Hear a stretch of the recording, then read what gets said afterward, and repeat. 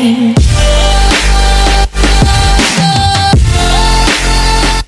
अस्सलाम वालेकुम दोस्तों, वेलकम टू अनदर वीडियो। कैसे हैं आप लोग? उम्मीद है खैरियत से होंगे। मैं हूं असद और एक बार फिर एक और नई वीडियो के साथ आपकी खिदमत में हाजिर हूं। आज की वीडियो बहुत जबरदस्त होने वाली है क्योंकि आज की वीडियो उस सिंगर के बारे में है जिसको पूरी दुनिया जानती थी। आज की वीडियो के अंदर सिद्धू मूसेवाला के बारे में बात होने वाली है। चलिए वीडियो को स्टार्ट करते हैं। वीडियो को एंड तक जरूर देखिएगा और अगर आपने मेरे चैनल को सब्सक्राइब नहीं किया, सब्सक्राइब जरूर कर दें। दोस्तों, अगर आपको झट से बहुत कुछ सीखना है तो TRS क्लिप्स हिंदी के चैनल पे आपका स्वागत है। इनका लिंक डिस्क्रिप्शन में है। कैसे आप आगे जा सकते हो म्यूजिक में? कैसे आगे जाते हैं म्यूजिक में? वैसे कोई फॉर्मूला नहीं है, ऊपर वाले की देन होती है कि जो किसी भी चीज में, फिल्म कोई कुछ, अगर हिट का फॉर्मूला हो तो फ्लॉप शब्द ही ना हो ना। हाँ, ये तो है।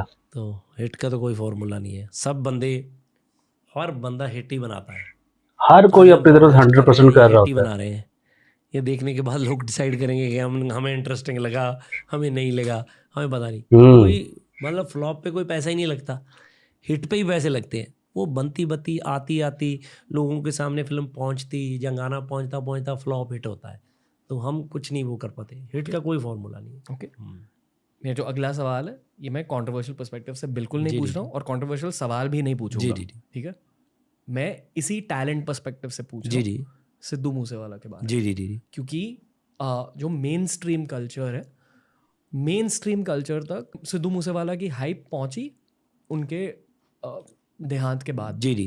फिर लोगों को पता चला कि यार इतना टैलेंटेड बंदा है। भाई उससे पहले भी पता था लोगों को। और पंजाबी म्यूजिक फैंस की बातें नहीं कर रहा। जी।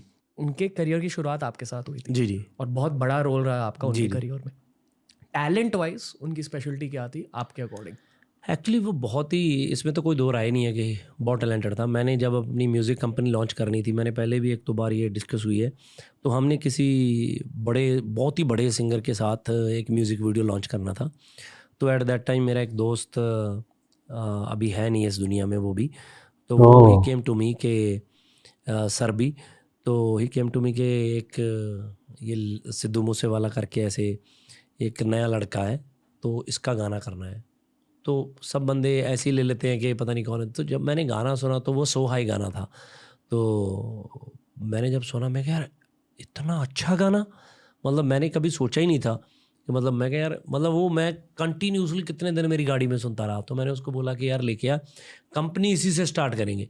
तो मेरे सब टीम ने बोला कि आप क्या कर रहे हो, एक नए लड़के के साथ कंपनी? मैं कहा यार ये तो और भी अच्छा है, अगर नए लड़के के साथ हम टैलेंट के साथ कंपनी लॉन्च करेंगे और गाना चलेगा और लोग कितना हमें एक्सेप्ट करेंगे कि यार इन्होंने टैलेंट के साथ किया है, ना कि फेम के साथ।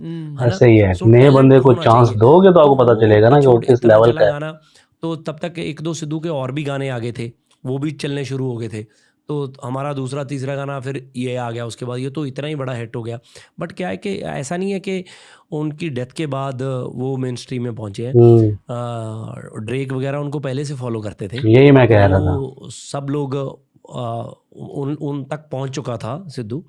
और दूसरा क्या है कि देखो, उसको किसी की ज़रूरत नहीं थी, जो मुझे लगता है। मैं हमेशा कहता हूँ, जैसे मैं कि लोग मुझे बोल देते हैं कि आपने गाना निकाला सो हाई, यार ये तो मैं वही बात बोलता हूँ कि टैलेंट को थोड़ी को रोक सकता है। अगर मैं नहीं निकालता, वो किसी और ने निकाल देना था। तो चला तो गाना ना, तो चला गाना, इसमें हमारा तो कोई एफर्ट ही नहीं है। हमारे लिए ये हो गया कि यार हम भी जुड़ गए उसके साथ, एक बड़े टैलेंट के साथ हम भी जुड़ गए। तो अनबिलीवेबल सक्सेस थी वो। और जहाँ जहाँ तक उसका गाना गया, जो भी सुनता था उसका फ़ैन होता था। और आज की डेट में भी, मतलब उसके बाद भी उसके गाने हर ट्रेंडिंग लिस्ट में नंबर 1 पे हैं। सो उसका तो कोई तोड़ ही नहीं है। और टैलेंट, और क्या होता है, मुझे ऐसा लगता है कि टैलेंट थोड़ी कभी मरता है, टैलेंट तो रहता ही है और वो तो रहेगा ही। जब पहली बार आपने उनका गाना सुना था, उस दिन जब पहली बार सुना था, तो आपके लिए स्ट्राइकिंग फीचर क्या था उनके म्यूजिक के बारे? एक्चुअली क्या है ना, कई बंदे आपको शुरू में ही आपको अपील कर जाते हैं। जैसे मैं एम बिग फैन ऑफ चमकीला, मुझे गाने अच्छे लगते हैं चमकीले के, मैंने बहुत सुने हैं, बहुत से उस कंपोजिशन ने गाई भी हैं। तो कोई कोई आर्टिस्ट होता है आपको एकदम जम जाता है, पैशन तो है ही है, मतलब उनकी टेक्सचर, आवाज़ का टेक्सचर और गायकी का जो लहजा है, हर बंदा अपने स्टाइल से गाता है। हाँ जी। मतलब सिद्धू एक ऐसा था, वो अपना नया ट्रेंड लेके आया, ना तो किसी ने कॉपी किया, ना उसने किसी को कॉपी किया, ना उसको कोई कॉपी कर सकता है, क्योंकि वो अलग ही था। वो जोन ही अलग था, कंपोजिशंस ऐसी लेके आया, फील ऐसा लेके आया, मतलब सिंगिंग में उसने ऐसा ऐसा कुछ गा दिया। और शुरू में लोगों को लगता था कि पता नहीं बहुत सीधा सीधा गाता है, और उसने इतना टेढ़ा गाया। और उसने अपने मतलब नॉर्मल गानों में भी अपनी गायकी इतनी बखूब दिखाई, इतनी बारीकी में गाता था वो। और ऐसा नहीं था कि ऐसे ही बंदा आ गया और स्टार बन गया, सीखा हुआ लड़का था बहुत। और टचवुड आज भी जो गाने आ रहे हैं, तो मतलब आज की डेट में गानों की लाइफ का क्या है, कुछ भी नहीं है। आज गाना हिट होता है, 6 महीने में गाना खत्म। हाँ तो जी, एक वही सरवाइव कर रहा है सिद्धू, जिसके गाने जब से आए हुए हैं सब वैसे ही चल रहे हैं। हर एक गाना ट्रेंडिंग में है उसका। मोस्टली मेन स्ट्रीम में एक और नैरेटिव है कि लोग उनके पेरेंट्स के बारे में बहुत ज़्यादा सोचते हैं जी जी जी आजकल। उनसे बात होती है आपको? जी जी उनसे कैसे होता है। हो?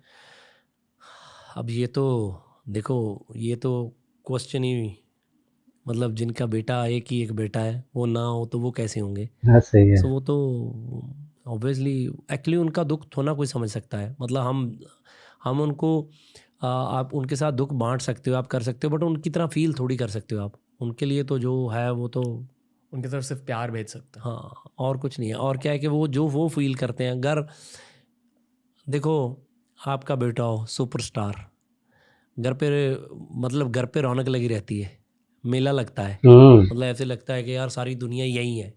अब वही नहीं है तो अब क्या होगा। तो मतलब उनके लिए तो जो उन पे बीत रही है वो तो कोई बंदा महसूस भी नहीं कर सकता ना। तो मैं तो मतलब ऐसा किसी के साथ भी ना हो, मतलब ऐसा किसी के साथ भी ना हो, बेचारे जो लाइफ उनकी होगी अभी, जैसा वो फील करते हैं। जबकि सारा पंजाब, सारा पंजाबी, सारी दुनिया उनको, सारा देश उनको प्यार करता है, उनको अपनी सपोर्ट देता है, बट फिर भी मतलब जो हो गया उसके लिए तो कुछ है ही नहीं। हाँ, सही So, बात अभी है। मैं पूछ रहा हूँ आपसे रिलेटेड एक चीज़, आपने क्या सीखा है पूरे फेज से? इस चीज़ का तो मतलब हर बंदे का अपना अपना लहजा है। सो सिद्धू बहुत ही बोल्ड किस्म का लड़का था। उसके मन में जो आता था वो बोलता था। उसने बहुत सी चीज़ें ऐसी की, और कई लोगों को कई चीज़ें नहीं अच्छी लगती, कई कई लोग कई चीज़ें नहीं सुनना चाहते। उसने बहुत वो चीज़ें बोली हैं जो आम सिंगर या आम गायक नहीं बोलते।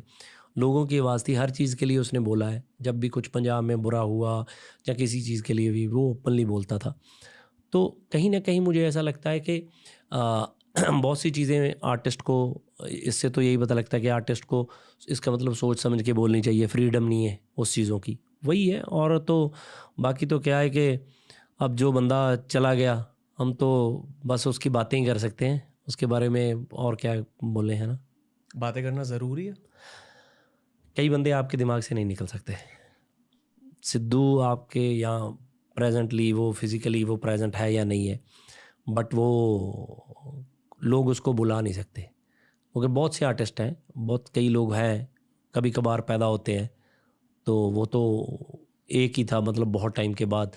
तो अभी चमकीला जी की बात करते हैं, तो जब मैं छोटा था, मैंने अपनी लाइफ में पहला जो शो जिसको अखाड़ा बोलते हैं हम, वो चमकीला जी का देखा था। सो मैं बहुत छोटा था, फर्स्ट रो में बैठा था, तो उनको देखा ये वो।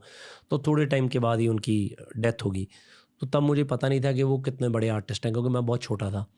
तो आहिस्ता आहिस्ता आहिस्ता आहिस्ता पता लगा। तो अभी तक आप आज देखो, आज चमकीले के ऊपर फिल्में बन रही हैं, है ना। तो कितना वक्त हो गया है, तो लोग भूल थोड़ी रहे हैं वो, उसके ज़्यादा आप लोगों को बताते जा रहे हो, आप अपने बच्चों को बताते जा रहे हो। So Sidhu is like one of them.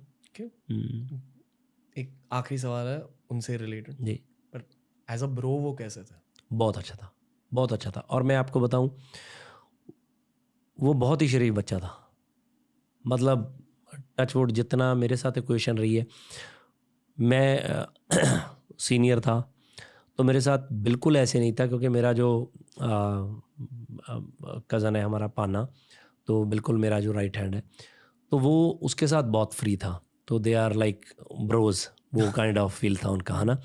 तो मेरे साथ आके थोड़ा ऐसे उनको हो जाता था कि भाई आ गया है, तो थोड़ा वो चीज़, मैंने कुछ भी उसको बोला है ना, तो उसका हमेशा ये था, हाँ भाई ठीक है भाई, हाँ ठीक है भाई, हाँ हाँ बिल्कुल भाई, गले कोई नहीं, ये है वो है। मैंने जब उसको बुलाया वो तभी प्रेजेंट हुआ, कभी ऐसा नहीं है। सो ही सच अ गुड ह्यूमन बीइंग, ऐसा बिल्कुल नहीं था, ब्रोज बिल्कुल है।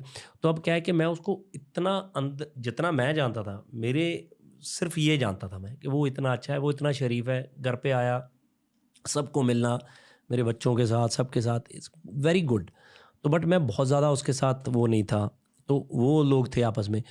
तो मैंने तो कभी ऐसा मतलब एक्सपेक्टेड भी नहीं था। अब क्या है कि बहुत सी चीज़ें आपको जब लोग बोलते हैं कि ये गुस्से वाला था, ये ऐसे था, वैसे था, तो मुझे तो लगता नहीं है इतना, क्योंकि हमारे फंक्शनों में भी बहुत आया, हम बहुत चीज़ें सेलिब्रेट करी। तो बट मुझे फिर भी ऐसा लगता है कि देखो, लोगों की एक नेचर है, मतलब उसको जितना प्यार पहले मिलना चाहिए था उसके बाद मिला। हर चीज़ को जितनी नेगेटिविटी, जितनी चीज़ों का उसने सामना किया, मतलब उसके घर पे कभी कुछ हो गया, कभी बाहर लोग आके बैठ गए, धरने पे बैठ गए, कभी किसी ने कुछ बोल दिया, कोई कंप्लेंट फाइल हो गई, कभी FIR हो गई, कभी कुछ हो गया। मतलब उसने सही मायने से जितना वो सुपरस्टार था उतना अपने टैलेंट का एंजॉय ही नहीं किया उसने, मतलब उतनी स्टारडम का एंजॉय ही नहीं किया। उसकी फैमिली भी स्ट्रेस में ही रहती थी, कभी ये हो गया, वो हो गया, उसके बाद ये चीज़ होगी। सो मतलब ऐसे ही। एक कमेंट पढ़ा था मैंने एक वीडियो के नीचे, जहाँ लिखा था, Sidhu Moosewala, we hope you rest in peace but also rest in power. उनकी एक लेगेसी है, वो तो है, वो तो रहेगी, वो तो फैला दी है देश में। वो तो एक्चुअली क्या है ना, वही चीज़ है कि जो ऑडियंस है, आप जितना मर्जी बोल लो, आप किसी का वोट खरीद सकते हो, दिल थोड़ी खरीद सकते हो। हाँ जी, दिल कैसे खरीद लोगे? आपके अंदर जो है, अब तो वही चीज़ वो है ना, जो अगर मैं किसी को प्यार करता हूँ तो मैं करता हूँ। मैं हो सकता किसी के सामने जाके ना बोलूँ, ये करूँ वो करूँ, पर इनर तो मेरा वही है ना, तो वो चीज़ें तो रहेंगी।